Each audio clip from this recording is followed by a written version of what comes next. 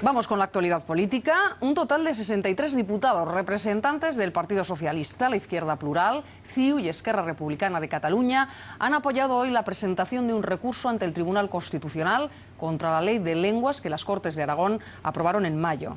Estas formaciones consideran que la ley vulnera el respeto a la pluralidad y a la diversidad. Partido Socialista, Junta Aragonesista e Izquierda Unida han llevado la Ley de Lenguas de Aragón al Tribunal Constitucional.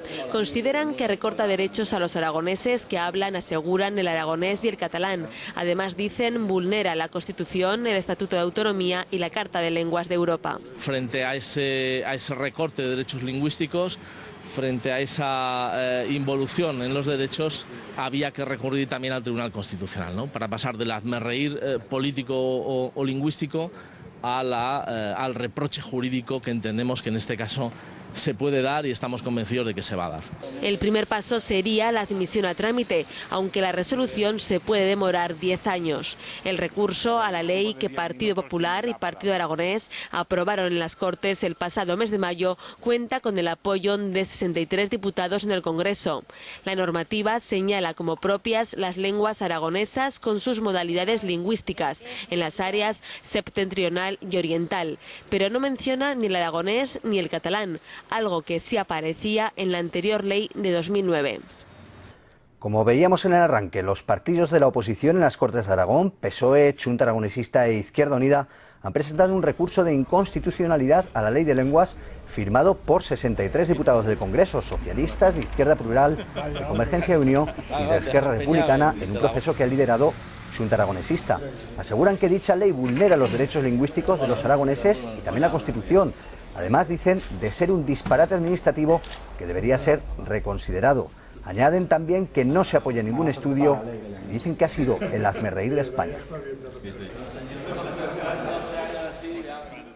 Estamos ante una vulneración de la Constitución española, del Estatuto de Autonomía de Aragón y de documentos internacionales que son ya ordenamiento jurídico en España, como la Carta Europea de Lenguas Minoritarias, que fue refrendada por práctica unanimidad por el Congreso de los Diputados en el año 2001.